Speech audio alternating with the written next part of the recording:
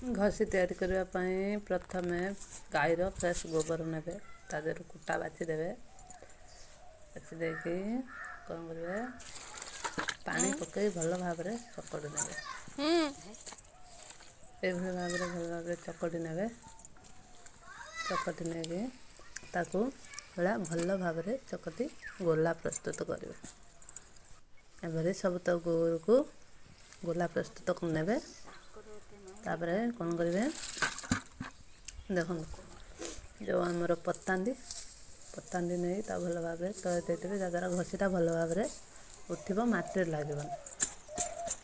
पोक भी ताड़बेनि एपरी भाव में आपण सब तक घसी तैयारी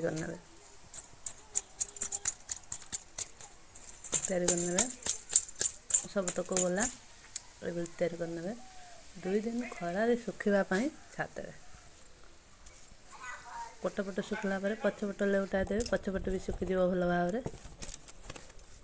बंधु सुखी जाए मोर घसी प्रस्तुत तो यापर आपण या